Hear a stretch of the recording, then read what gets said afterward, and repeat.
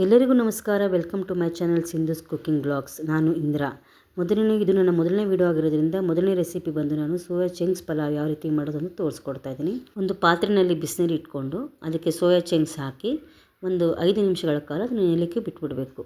ಅದು ನೆಂದ ಮೇಲೆ ಅಲ್ಲಿರುವಂಥ ನೀರಿನ ಅಂಶ ಎಲ್ಲ ಚೆನ್ನಾಗಿ ಹಿಂಡಿ ತೆಗೆದು ಅದನ್ನು ಒಂದು ಬಟ್ಲಿಗೋ ಅಥವಾ ಒಂದು ತಟ್ಟೆಗೋ ಹಾಕಿ ಇಟ್ಕೊಳ್ಬೇಕು. ಇದಕ್ಕೆ ಚೆನ್ನಾಗೆಲ್ಲ ಹಿಂಡ್ಕೊಂಡೆಲ್ಲ ಫುಲ್ ತೆಕ್ಕೊಂಡ್ಮೇಲೆ ಅದಕ್ಕೆ ಸ್ವಲ್ಪ ಉಪ್ಪು ಮತ್ತು ಒಂದು ಸ್ವಲ್ಪ ಮೊಸರು ಮತ್ತು ಒಂದು ಸ್ವಲ್ಪ ಖಾರದ ಪುಡಿ, ಈ ಮೂರನ್ನು ಹಾಕ್ಕೊಂಡು ಚೆನ್ನಾಗಿ ಮಿಕ್ಸ್ ಮಾಡಿಕೊಂಡು ಅದನ್ನು ಮಸಾಲೆ ರೆಡಿ ಆಗೋ ತನಕ ಒಂದು ಸ್ವಲ್ಪ ನೆಂದರೆ ಸಾಕು. ಇವಾಗ ಮಸಾಲೆಗೆ ರೆಡಿ ಮಾಡ್ಕೊಳ್ಬೇಕಾಗತ್ತೆ. ಒಂದು ಜಾರ್ನಲ್ಲಿ ಸ್ವಲ್ಪ ಶುಂಠಿ, ಬೆಳ್ಳುಳ್ಳಿ, ಹಸಿಮೆಣಸಿನ್ಕಾಯಿ, ಕೊತ್ತಂಬರಿ, ಪುದೀನ ಇದಿಷ್ಟನ್ನು ಹಾಕಿ ರುಬ್ಬಿ ಆ ಮಸಾಲೆನ ಎತ್ತಿಟ್ಕೊಳ್ಬೇಕು. ಈಗ ಒಂದು ಪಾತ್ರೆಗೆ 1 kg ಅಕ್ಕಿಗೆ ಎಷ್ಟು ಬೇಕೋ ಅಷ್ಟು ಎಣ್ಣೆ ಹಾಕ್ಕೊಂಡು ಅದಕ್ಕೆ ಹೋಲ್ ಸ್ಪೈಸಸ್ ಹಾಕ್ಕೊಳ್ಬೇಕಾಗತ್ತೆ. ಹೋಲ್ ಸ್ಪೈಸಸ್ ಅಂತಂದರೆ ಇದರಲ್ಲಿ ನಾನು ಪಲಾವ್ ಎಲೆ ತೊಗೊಂಡಿದ್ದೀನಿ, ಕಲ್ಲುವ ತೊಗೊಂಡಿದ್ದೀನಿ, ಚಕ್ಕೆ, ಲವಂಗ, ಜೀರಿಗೆ, ಕಸೂರಿ ಮೇಥಿ, ಏಲಕ್ಕಿ ಇಷ್ಟನ್ನು ತೊಗೊಂಡಿದ್ದೀನಿ. ಇದನ್ನು ಹಾಕ್ಕೊಂಡು ಒಂದು 5 ಸೆಕೆಂಡ್ಗಳು ಬಿಟ್ಟು ಈರುಳ್ಳಿನ ಹಾಕ್ಕೊಳ್ಬೇಕಾಗುತ್ತೆ. ಜಾಸ್ತಿ ಹೊತ್ತು ಬಿಟ್ಟರೆ ಸೀದೋಗ್ಬಿಡುತ್ತೆ. ಸ್ಪೈಸಸ್ ಆದಮೇಲೆ ಇವಾಗ ಈರುಳ್ಳಿ ಹಾಕ್ಕೊಳ್ಬೇಕು. ಈರುಳ್ಳಿ ಬೇಗ ಫ್ರೈ ಆಗಲಿ ಅನ್ನೋದಕ್ಕೆ ನಾನು ಸ್ವಲ್ಪ ಉಪ್ಪು ಹಾಕ್ಕೊಳ್ತಾ ಇದ್ದೀನಿ. ಇಲ್ಲಿ ಒಂದು ಸ್ವಲ್ಪ ಉಪ್ಪು ಹಾಕ್ಕೊಂಡು ಫ್ರೈ ಮಾಡಿಕೊಂಡ್ರೆ ಬೇಗ ಫ್ರೈ ಆಗುತ್ತೆ. ಹಾಗೆ ಒಂದೊಂದು ನಿಮಿಷ ಟೈಮ್ ತೊಗೊಳುತ್ತೆ ಎಲ್ಲನೂ ಫ್ರೈ ಆಗಲಿಕ್ಕೆ. ನಾವು ಹುರಿದು ಹಾಕ್ಕೊಳ್ಳಿ ಎಲ್ಲ ಹಸಿದಾಗ್ತಾ ಇರೋದ್ರಿಂದ ಒಂದು ಸ್ವಲ್ಪ ಟೈಮ್ ತೊಗೊಳುತ್ತೆ. ಅದನ್ನು ಚೆನ್ನಾಗಿ ಹಾಗೆ ಹುರ್ಕೊಂಡು ನಾವು ರುಬ್ಬಿಟ್ಕೊಂಡಿರ್ತೀವಲ್ಲ, ಆ ಶುಂಠಿ, ಬೆಳ್ಳುಳ್ಳಿ, ಕೊತ್ತಂಬರಿ, ಪುದೀನ, ಹಸಿಮೆಣಸಿನ್ಕಾಯಿ ಇಷ್ಟನ್ನು ಹಾಕಿ ರುಬ್ಬಿರ್ತೀವಿ. ಆ ಮಿಶ್ರಣ ತೆಗೆದು ಈರುಳ್ಳಿ ಜೊತೆಗೆ ನಾವು ಮಿಕ್ಸ್ ಮಾಡ್ಕೊಳ್ಬೇಕಾಗುತ್ತೆ. ಅದನ್ನು ಅಷ್ಟೇ ಚೆನ್ನಾಗಿ ಮಿಕ್ಸ್ ಮಾಡ್ಕೊಳ್ತಾ ಅಂತ ನೀರಿನ ಅಂಶ ಎಲ್ಲ ಎಳ್ಕೊಂಡು ಅದನ್ನು ಎಣ್ಣೆ ಬಿಡುತ್ತೆ. ಅಲ್ಲಿವರೆಗೂ ಅದನ್ನು ಸ್ವಲ್ಪ ಚೆನ್ನಾಗಿ ಫ್ರೈ ಮಾಡ್ಕೊಳ್ಬೇಕು. ಅದಾದಮೇಲೆ ನಾವು ಟೊಮೊಟೊ ರುಬ್ಬಿ ಇಟ್ಕೊಂಡಿದ್ದೀವಿ.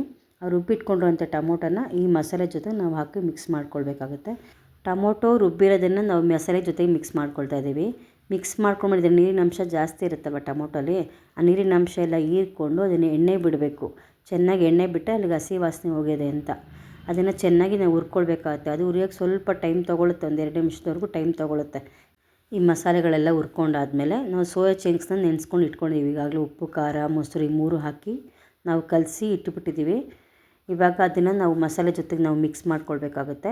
ಅದ್ರ ಜೊತೆಗೆ ನಾವು ಮಿಕ್ಸ್ ಮಾಡಿ ಅದನ್ನು ಕೂಡ ಸ್ವಲ್ಪ ಹುರ್ಕೊಳ್ಬೇಕು. ಅದನ್ನು ಹುರ್ಕೊಂಡ್ಮೇಲೆ ನಾವು ಮಸಾಲೆ ಪೌಡರ್ಗಳನ್ನೆಲ್ಲ ನಾವು ಆ್ಯಡ್ ಮಾಡ್ತಾ ಹೋಗಬೇಕಾಗುತ್ತೆ. ಮೊದಲಿಗೆ ನಾನು ಬಿರಿಯಾನಿ ಮಸಾಲೆ ತೊಗೊಂಡಿದ್ದೀನಿ. ಬಿರಿಯಾನಿ ಮಸಾಲೆ ಬಂದು 2 ಟೇಬಲ್ ಸ್ಪೂನ್ ಹಾಕಬೇಕು. ಬಿರಿಯಾನಿ ಪೌಡ್ರ್ ಆದಮೇಲೆ ಗರಂ ಮಸಾಲ ಹಾಕ್ಕೊಳ್ತಾ ಇದ್ದೀನಿ. ಗರಂ ಮಸಾಲ 1 ಟೇಬಲ್ ಸ್ಪೂನ್ ಆದರೆ ಸಾಕಾಗುತ್ತೆ.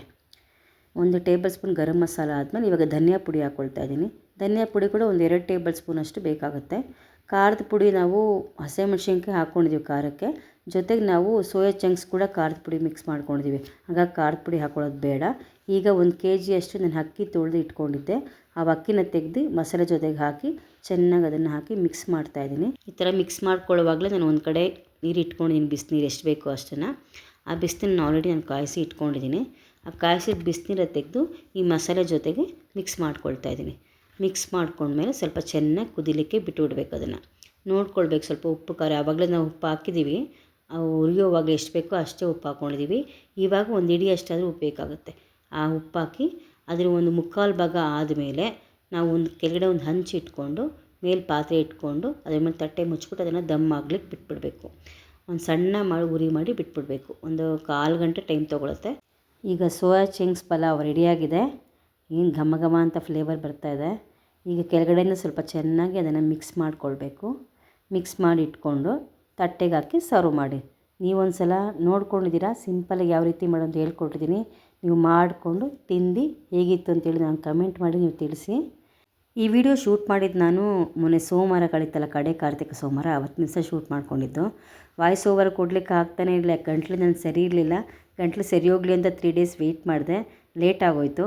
ಸಾರಿ, ಸ್ವಲ್ಪ ಲೇಟಾಗಿ ನಾನು ಅಪ್ಲೋಡ್ ಮಾಡ್ತಾಯಿದ್ದೀನಿ. ಇವಾಗ ಅಡುಗೆ ಮನೆಯೆಲ್ಲ ನಾನು ಕ್ಲೀನ್ ಮಾಡ್ಕೊಳ್ತಾ ಇದ್ದೀನಿ. ಇವತ್ತು ದೇವಸ್ಥಾನಕ್ಕೆ ಹೋಗಬೇಕು ಅನ್ನೋ ಪ್ಲ್ಯಾನ್ ಇದೆ. ದೇವಸ್ಥಾನಕ್ಕೆ ಹೋಗಿ ದೀಪ ಅಂಟಿಸ್ಬೇಕು ಅಂದ್ಕೊಂಡಿದ್ದೀನಿ. ಕಡೆ ಕಾರ್ತಿಕ ಆಗಿರೋದ್ರಿಂದ ಮನೆ ಕೆಲಸ ಎಲ್ಲ ಮುಗಿಸ್ಕೊಂಡು ಪಾತ್ರೆಗಳೆಲ್ಲ ಬೆಳ್ಕೊಂಡು ಸ್ಟವ್ ಕ್ಲೀನ್ ಮಾಡಿಕೊಂಡು ಬಾಟ್ಲಿಗಳೆಲ್ಲ ನೀರು ಖಾಲಿ ಆಗಿತ್ತು. ಸೊ ಬಾಟ್ಲಿಗಳಿಗೆ ನೀರು ತುಂಬಿಸ್ಕೊಂಡು ಕುಡಿಯೋ ನೀರದೆಲ್ಲ ಬೆಳಗಿ ಅದನ್ನೇ ಎಲ್ಲ ರೆಡಿ ಮಾಡಿಕೊಂಡು ಅಡುಗೆ ಮನೆ ಎಲ್ಲ ಕ್ಲೀನ್ ಮಾಡ್ಕೊಂಬಂದೆ. ಈ ಅಡುಗೆ ಮನೆಯೆಲ್ಲ ಕ್ಲೀನ್ ಮಾಡಿಕೊಂಡು ಹಾಗೆ ಕಸ ಎಲ್ಲ ಗುಡಿಸಿ ಒರೆಸಿ ಬಾಗಿಲು ತೊಳೆದು ಈಗ ಹೊಸ್ಲಿಗೆ ಪೂಜೆ ಮಾಡ್ಕೊಳ್ಳೋಣ ಅಂತ ಹೇಳ್ಬಿಟ್ಟು ರೆಡಿ ಮಾಡ್ಕೊಳ್ತಾ ಇದ್ದೀನಿ ನಾನು. ಹೊಸ್ಲಿಗೆ ರಂಗೋಲಿ ಬಿಟ್ಕೊಳ್ತಾ ಇದ್ದೀನಿ. ನಾನು ಆಲ್ರೆಡಿ ಕೆಲಸ ಎಲ್ಲ ಮುಗಿಸಿ ಮನೆಯೆಲ್ಲ ಕ್ಲೀನ್ ಮಾಡಿಕೊಂಡು ಪೂಜೆ ಮಾಡೋಕ್ಕೆ ಸ್ಟಾರ್ಟ್ ಮಾಡೋಷ್ಟೊತ್ತಿಗೆ ಸಂಜೆ ಆಗೋಗ್ಬಿಟ್ಟಿತ್ತು. ಹಾಗಾಗಿ ಸರಿ ದೀಪ ಎಲ್ಲ ಅಂಟಿಸ್ಬಿಟ್ಟು ನಾನು ಸಂಜೆನೇ ದೇವಸ್ಥಾನಕ್ಕೆ ಹೋಗೋಣ ಅಂದ್ಬಿಟ್ಟು ನಾನು ಸುಮ್ಮನಾದೆ. ಈಗಾಗಲೇ ಸಾಯಂಕಾಲ ಆಗ್ತಾಯಿದೆ. ಸರಿ ನನ್ನ ಮಗ ಕಾಲೇಜಿಗೆ ಹೋಗಿದ್ದ, ಅವ್ನು ಬಂದಮೇಲೆ ಅವ್ನು ಕರ್ಕೊಂಡು ದೇವಸ್ಥಾನಕ್ಕೆ ಹೋಗೋಣ ಅಂತ ಅಂದ್ಬಿಟ್ಟು ಕಾಯ್ತಾಯಿದ್ದೆ. ಇನ್ನೇನು ಅವ್ನು ಬರೋ ಟೈಮ್ ಆಯಿತು, ಇನ್ನೇನು ಬರ್ತಾನೆ. ಅವ್ನು ಬಂದಮೇಲೆ ನಾನು ದೇವಸ್ಥಾನಕ್ಕೆ ಕರ್ಕೊಂಡೋಗಿ ದೀಪ ಎಲ್ಲ ಅಂಟಿಸ್ಕೊಂಡು ಮನೆಗೆ ಬರಬೇಕು. ಅಷ್ಟರೊಳಗೆ ಪೂಜೆ ಮುಗಿಸ್ಕೊಂಡು ನಾನು ದೇವಸ್ಥಾನಕ್ಕೆ ಹೋಗ್ತೀನಿ. ಹಾಗಾಗಿ ನಾನು ಪೂಜೆ ಮಾಡಿದೆ. ಇದು ನಮ್ಮ ಮನೆ ದೇವ್ರ ಮನೆ. ನಾನು ಕಳಸನ ಈ ಥರ ಇಡ್ತೀನಿ.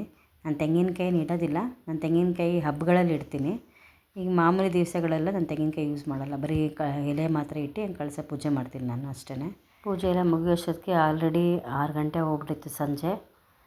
ಸಂಜೆ ಪೂಜೆ ಎಲ್ಲ ಮುಗಿಸ್ಕೊಂಡು ಮನೇಲಿ ಹೊಸ್ಲಿಗೆಲ್ಲ ದೀಪ ಅಂಟಿಸಿ ಅಷ್ಟೊತ್ತಿಗೆ ಆಲ್ರೆಡಿ ಇನ್ನೊಬ್ಬ ಮಗನ ಟ್ಯೂಷನಿಂದ ಬಂದ. ನನ್ನ ಮಕ್ಕಳಿಬ್ಬರು ನಾನು 3 ಜನನೂ ದೇವಸ್ಥಾನಕ್ಕೆ ಹೊರಟ್ವಿ. ದೇವಸ್ಥಾನದಲ್ಲಿ ಪೂಜೆ ಅಂತೂ ತುಂಬ ಚೆನ್ನಾಗಿ ಮಾಡಿದ್ರು. ಇವತ್ತು ಕಡೆ ಕಾರ್ತಿಕ ಮಾಸ ಆಗಿರೋದ್ರಿಂದ ದೇವಸ್ಥಾನದಲ್ಲಿ ದೀಪಗಳನ್ನ ಅಂಟಿಸ್ತಾಯಿದ್ರು. ನಾನು ಕೂಡ ದೀಪ ಅಂಟಿಸ್ದೆ. 365 ಬತ್ತಿ ದೀಪ ಅಂಟಿಸ್ದೆ. ಅಲ್ಲಿ ಅಭಿಷೇಕನೆಲ್ಲ ನಡೀತಾ ಇತ್ತಲ್ಲ, ತುಂಬ ಚೆನ್ನಾಗಿತ್ತು.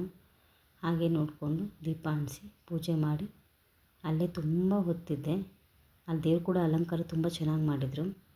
ಇವತ್ತು ನನ್ನ ಮೊದಲನೇ ವೀಡಿಯೋ ಆಗಿರೋದ್ರಿಂದ ಆ ದೇವಸ್ಥಾನ ದರ್ಶನವೂ ಆಯಿತು, ದೀಪನೂ ಅಂಟಿಸಿ ಪೂಜೆ ಆಯಿತು. ನಿಮಗೊಂದು ರೆಸಿಪಿ ಕೂಡ ಹಾಕಿದ್ದೀನಿ.